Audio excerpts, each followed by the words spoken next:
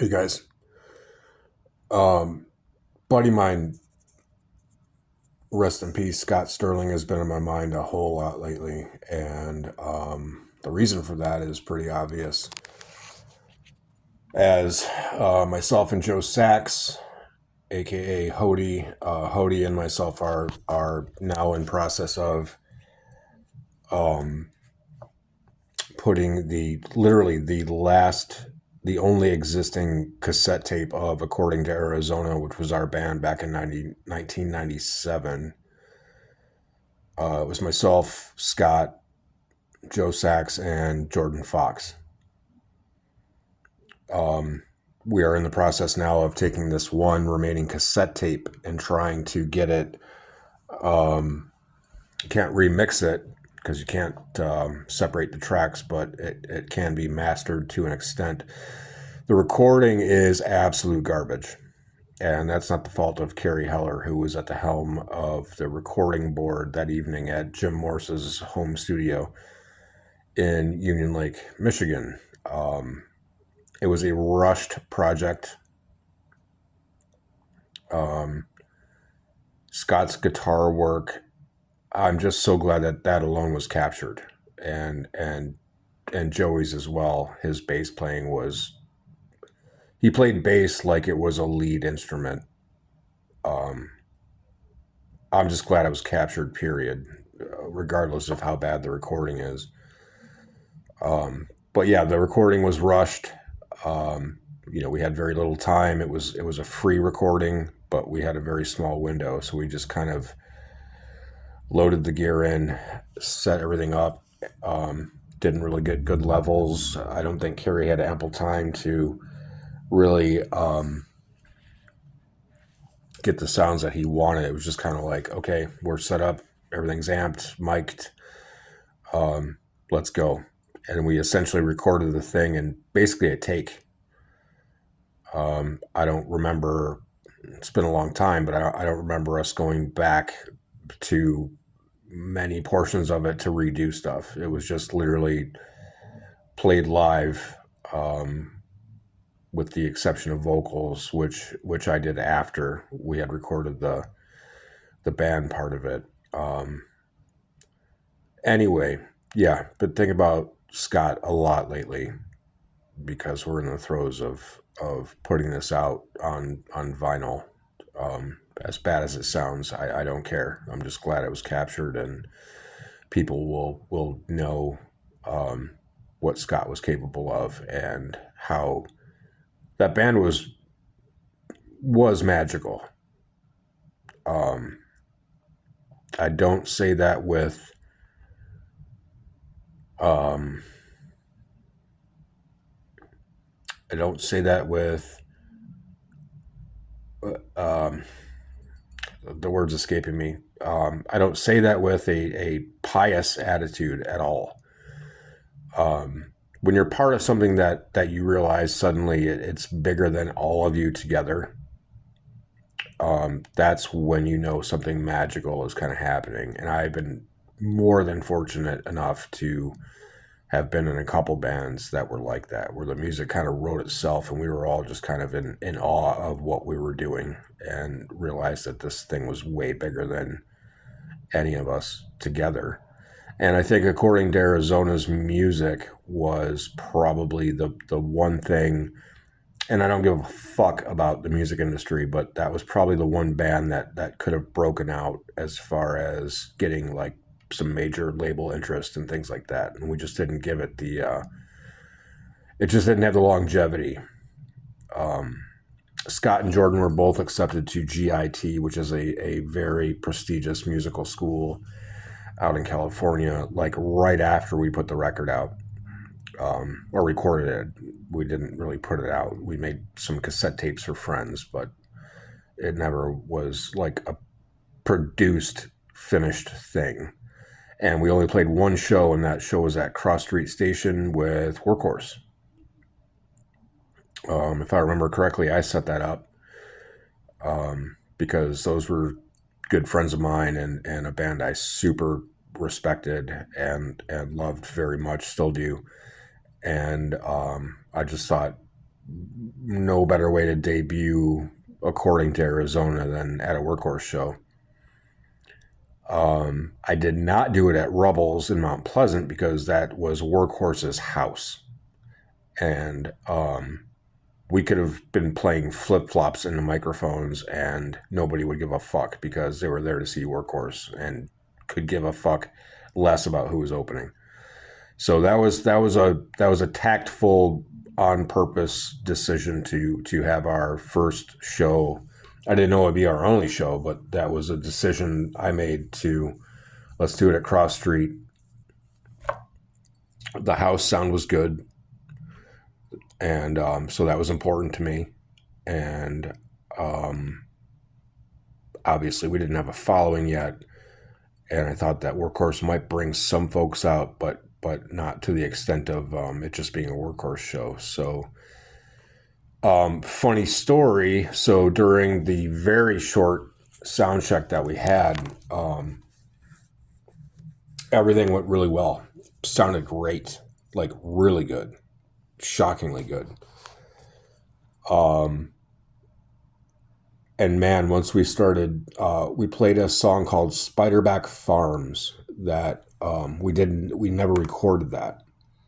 I think Scott had a recording of it, of just me and him doing it like a cappella while we were writing the song. But we played Spiderback Farms, which wasn't in the set list yet, as our sound check. And when I tell you that fucking club went dead silent, we got everyone's attention.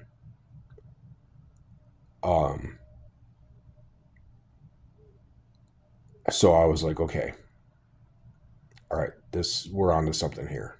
This might be a better show than I had even hoped for.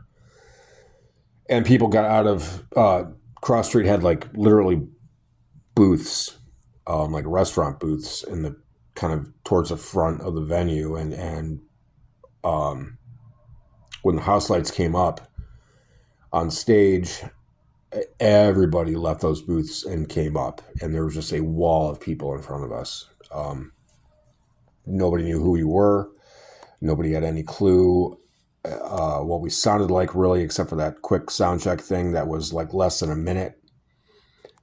And the first song that we played, Bleeding Into One, opens with a very soft kind of ballady intro, and then there's a kick in where the whole band there's like a stop and then boom. And during that stop and then the boom part, Scott accidentally hit his pickups to off. So there's the da-da-da-dum, and then boom. And then it's just loud vocals, drums and bass, no guitar. So we lost all momentum into the front of that, and the whole band stopped immediately. We were like, what the fuck just happened? And it took a good 5-10 minutes to figure out, because the sound guy was like freaking out. Is the mic messed up? Is whatever? Nope. Just Scott hit the toggle on his guitar on his SG and killed it.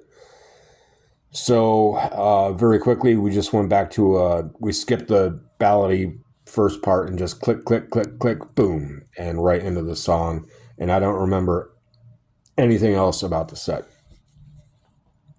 until it was over. It just we went through those songs like absolute butter, like a machine, and the house sound was amazing. I couldn't believe even what was coming out of the monitors back at me, how good it sounded. Because we never played on a stage like that as that band, with that type of firepower behind it, amplification behind it. And it was emotional. It was crazy emotional. Getting off that very short stage, it was maybe a foot tall, and just walking through the crowd to go get a beer after the show. I had so many people shaking my hand and, can I get a picture? And this is like before social media, so people with cameras, like, hey, and it was just, I was kind of in in a little bit in a daze. Not my first time on stage for sure, and not my first time on stage with Scott and Fox. We were in a band called Nightbreed back in the started Nightbreed in '88 or '89, I think, and we had played a bunch of shows at like Blondie's. But I had never, as a basically unknown band or as an unknown frontman, had so many people react in such a positive way. It was so that was kind of a blur too. And then I remember Scott drove me and him to the show. I remember getting back into his car and we just kind of sat there for a minute, smoking cigarettes, not saying anything. And he looked at me and he goes, "Hey, Fox and I got accepted to GIT and we're leaving next week." Oh, okay. So when do you guys come back? Not sure.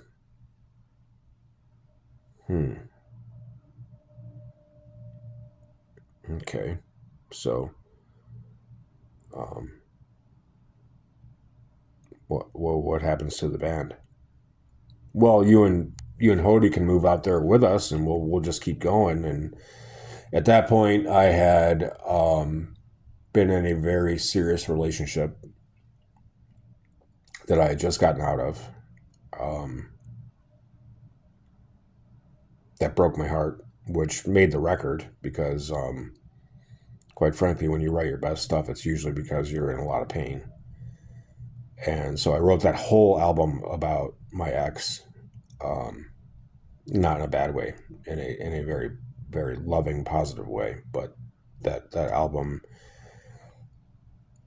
was nothing more than a tribute to her. And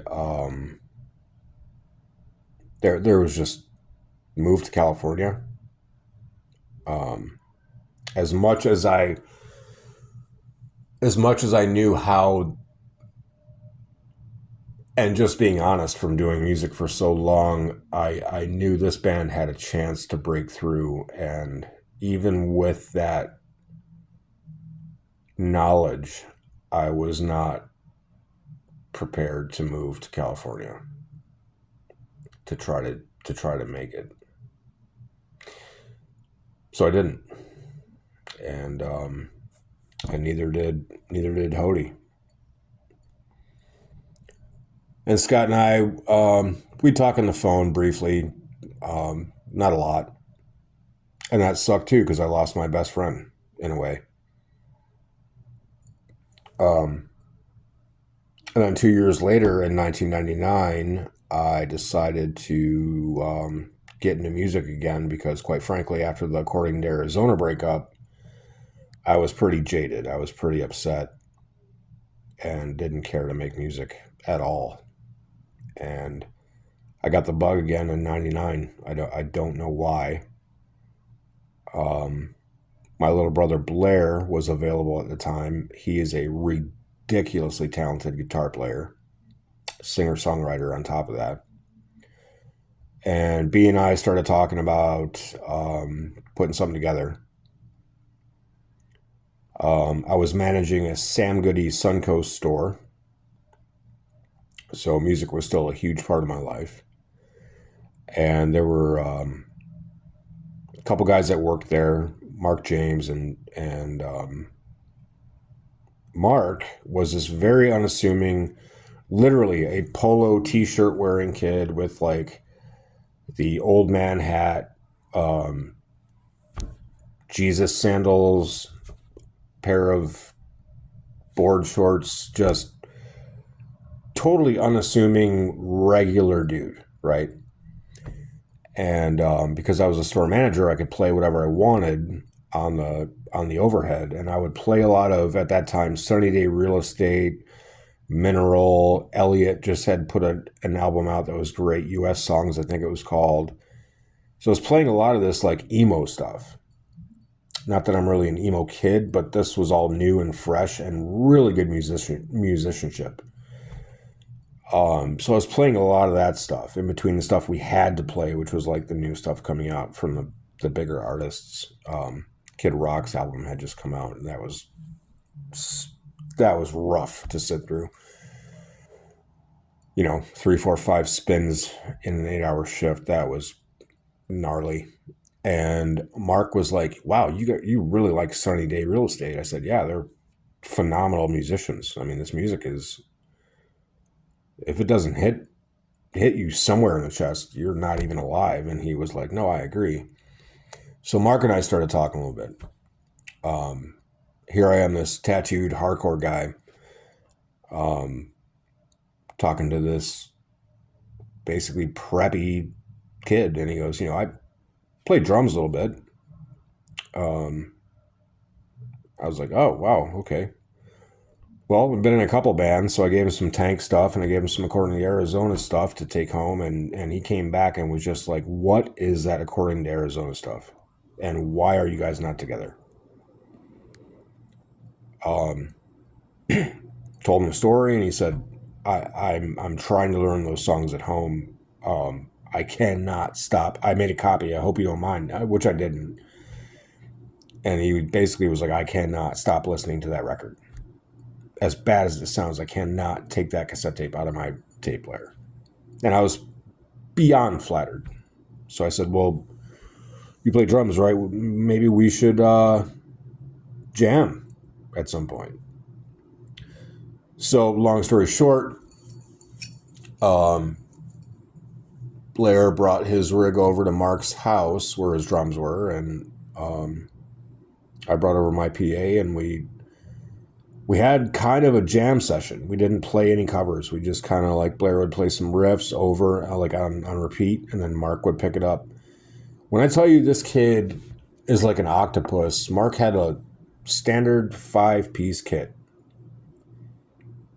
He barely would stick to a beat. It was like he was filling all the time. Just, he was all over the thing, but not too much. It didn't make sense in my head, because I'm watching him and listening to what he's playing, and I'm going, at 2 points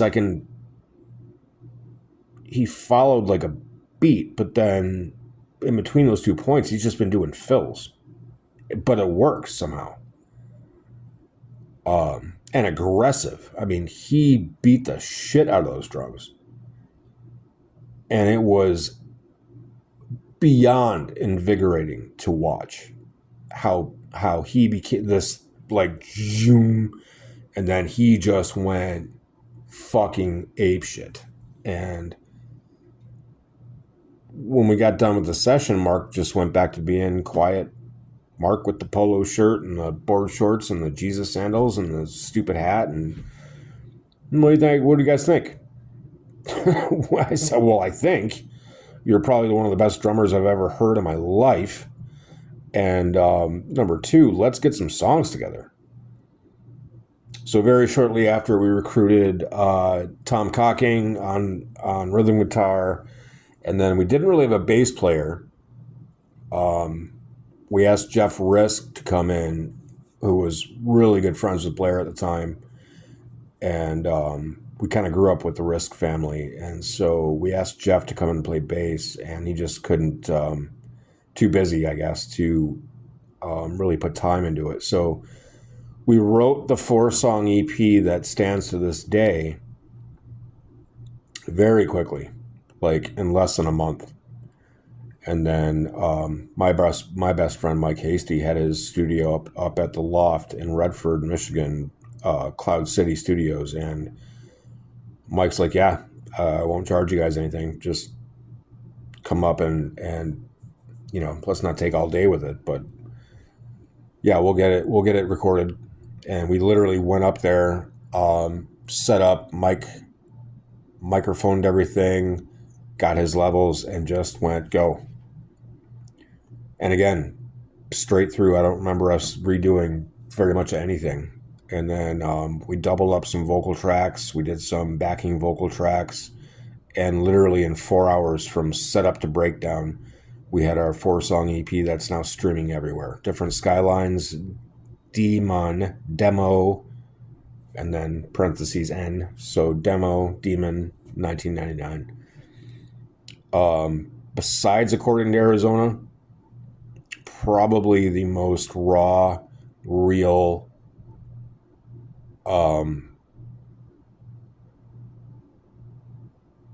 I hate to make. I'm not taking anything away from what we did in Tank or Hobo Fist Fight at all. Those bands were so incredible with the best people ever in those bands. That was a huge part of my requirement as a musician, was to work with people that I loved and respected, not just people I could play. So the Tank years were amazing. The Hobo Fist Fight years were amazing. But the two projects, like I spoke of earlier with the Magic thing, where something's happening that's bigger than all of you and you all know it, oddly enough, are According to Arizona, with the shittiest recording in history, and then Different Skylines with a pretty fucking fantastic recording, and those songs are timeless. They stand the test of time. We just put them on Spotify not long ago, and I hadn't listened to that stuff in years. And hearing that stuff now through a proper stereo system, either at home or in my vehicle, I'm floored that I was fortunate enough to be a part of that project, because it was way bigger than myself. I'm just happy to have had a small part in that. So going back to Scott Sterling. I was in a band. My very first band was called Bloodhound. And that was Marcus Stray, Brandon Phillips, and Chris Doherty. And we were in middle school, and we wrote all original songs. We didn't have any covers. And I can't remember how many songs we had total.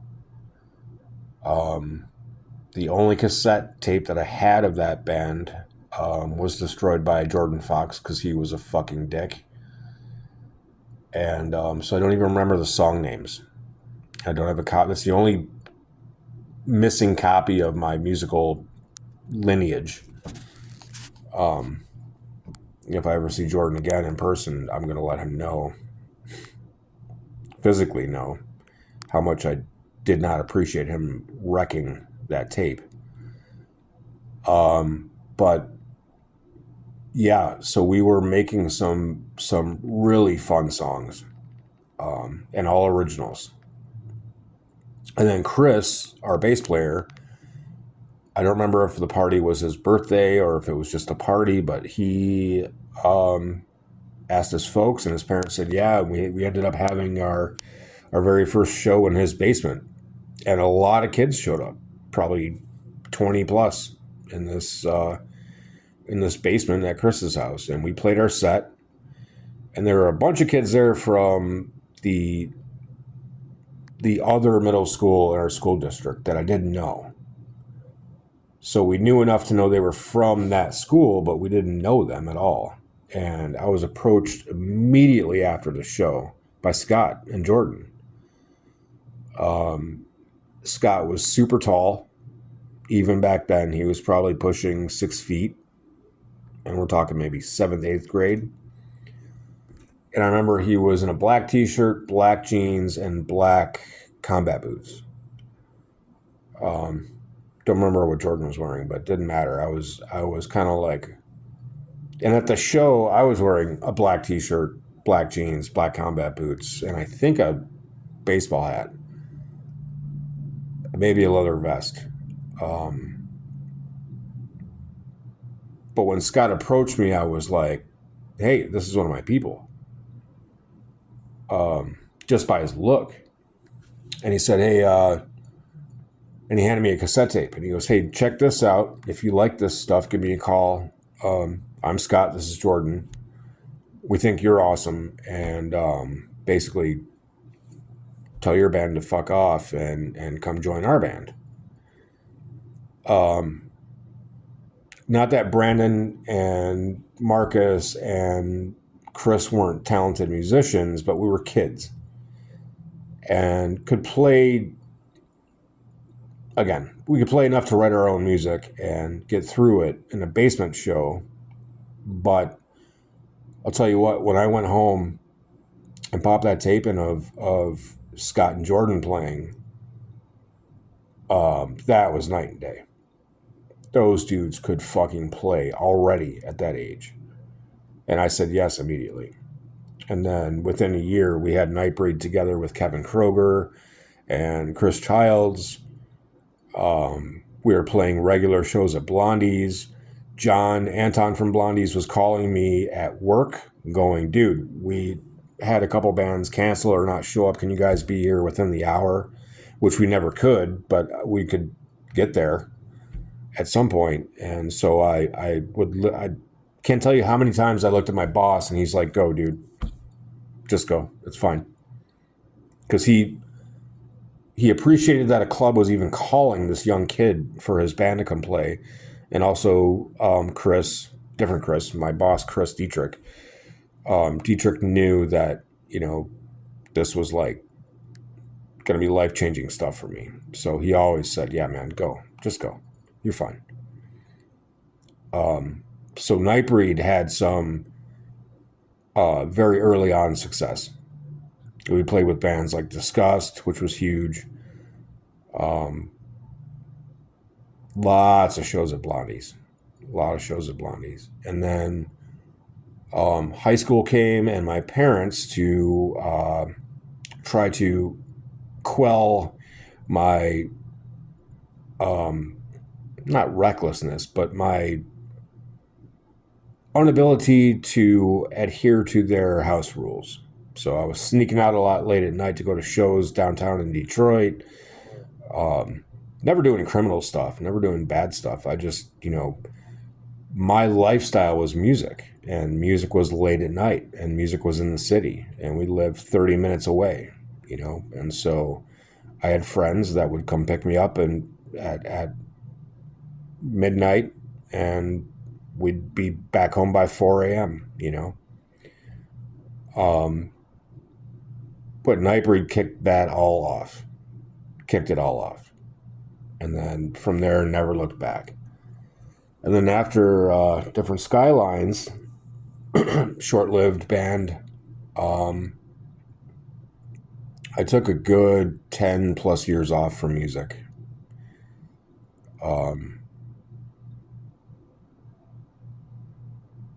Just went through no, that's not right. I'm sorry. It was after. Was it after Nightbreed? There was a chunk of time where I would. Oh, no. It was.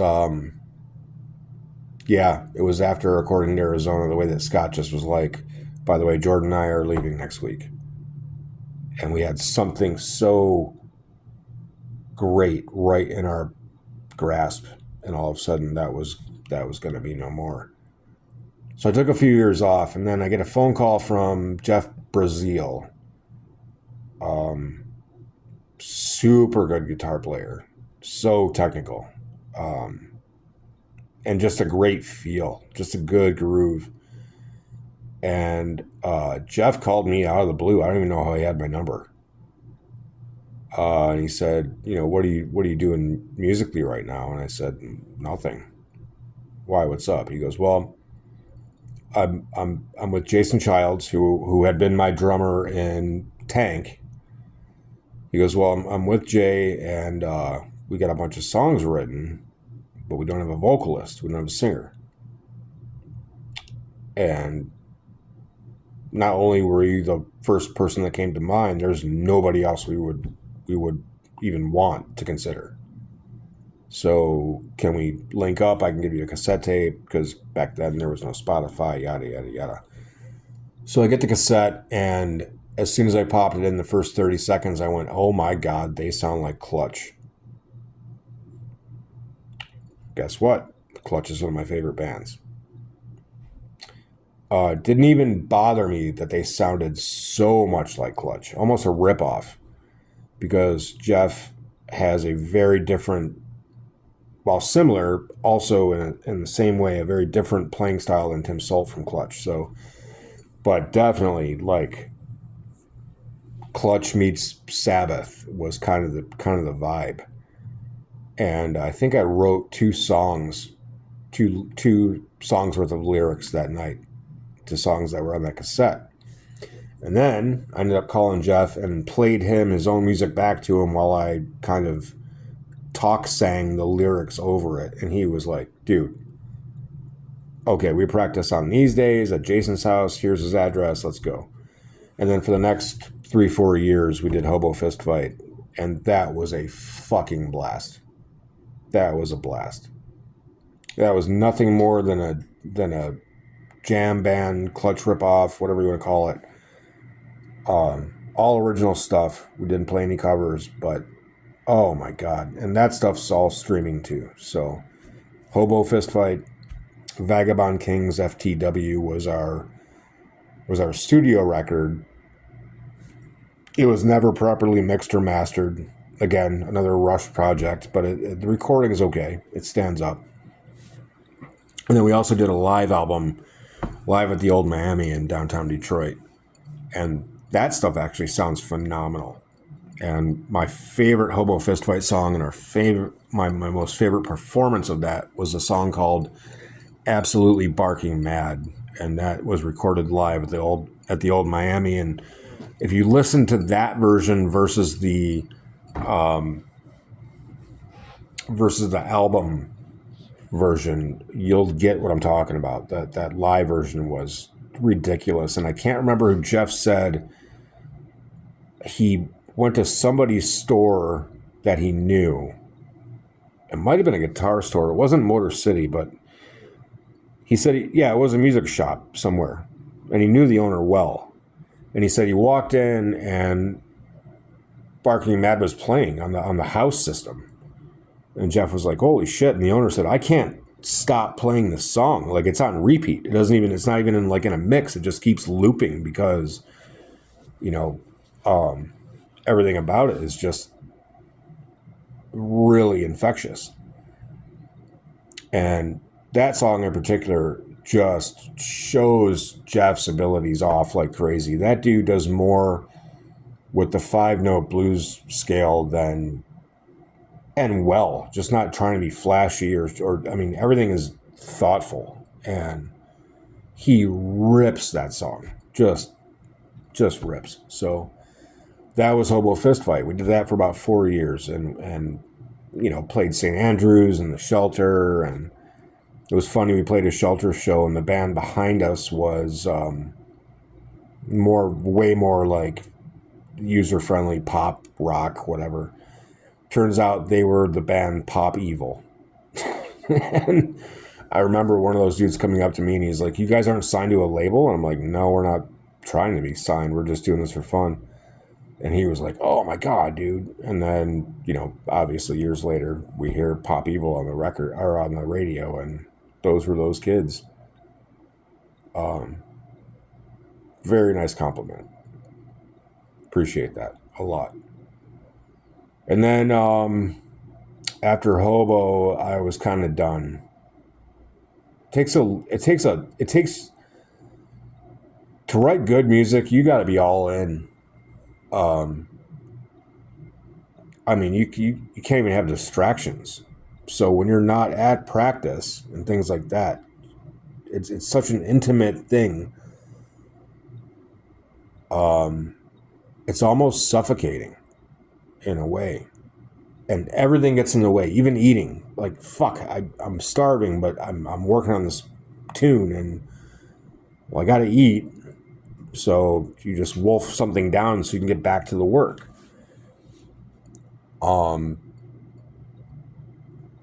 But after that band and all the hours of work, just over the years total, I did not have a desire to, honestly, to do that much work again in a project. I just had no more, it wasn't even on my radar to think about starting a band again or if a band asked me to sing, no, not thank you, but no thank you. During COVID, I met so many people online, like T.A. Weber from Weber Speakers. We formed an immediate bond, had so much in common. And then I started Poltergeist Amplification, making guitar and speaker cabinets. So I rekindled a lot of musical friendships that I had not lost, but just hadn't maintained. And then I got the itch again. Got the itch pretty bad. But I wanted to finally play guitar in a project, because most people don't know I've been playing guitar for years. But I've always been the front man of my bands, so never had a guitar on me. So that was it. I wanted to be a guitar player in a very heavy band. And I recorded some riffs, and I really thought about the importance again about having people I loved and cared about first and foremost in the band, but then also that can play. Because if I'm doing this again, if I'm going to put that kind of effort back into something like that, it's got to be with the right dudes. And all of them, boom, boom, boom, came to my mind immediately. I started making phone calls, sending emails, sending texts. And I got Brett from Ricochet. I got Steve Chapman, who was a chef colleague of mine that can play bass like nobody's business. And then drummers are always tough. And Steve was in 2 active bands, meaning playing out regularly and recording albums and all that kind of stuff. And he said, my one guitar player's son is a machine behind the kit. He's young, but he's a machine. And that's how Leper Feast came to be. And he wasn't kidding. That's Ben Bowles, and Ben can play his tail off. So it took a little bit. It took us about 6-8 months or so, only practicing once a week, and then sending each other stuff, through email. But finally we got 3 songs hammered down, and I don't know why, to this day, I don't know why, but we had never recorded at the Temper Mill in any of my bands.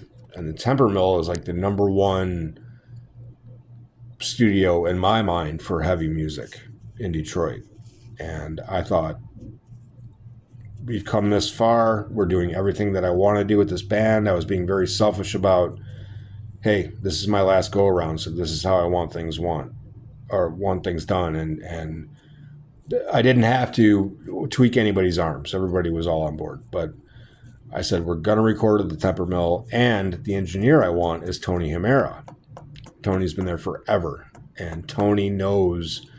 I knew if I went in and said, can we get a Slayer tone off of this, or can we get a Nails sound out of that, or can we do a whatever, he would get the reference.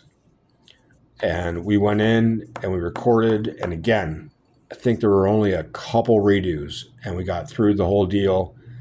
And Tony kind of pulled me aside. He goes, do you want this to be like a raw punk sounding thing, or do you want me to really polish this thing up and make it heavy? And I said, no. Sparing no expense. Don't even worry about, I don't care what it costs. I want the full production. I want to listen to this 10 years from now and go, fuck. And man, did Tony deliver. So that was 2 years ago now. Well, a year and a month or so. But so now Leper Feast, we lost Ben because he's focused on college and things like that, which we appreciate and support. We're still looking for a drummer. But we are working on our first full length, which is called Nest of Hungry Ghosts. And the riffs that I have already for this record are going to embarrass our EP. I'll just say that. So the EP had its time and place, and those songs are. I'm very, very, very proud of those songs. The recording is amazing, but this next effort is serious.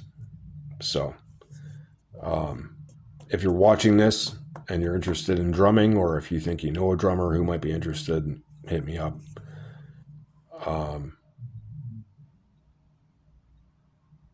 But yeah, whenever I make music, I think of Scott. It's the most intimate thing I can do with a human being outside of, not marrying them like I did my wife. But when you make music with another human being, especially for a length of time, you get to know them like nobody else will. So as we move forward with my current band, working on stuff, I'm always thinking about Scott. And, at night after work, when I'm need some chill time, I revisit the Nightbreed record and the According to Arizona stuff.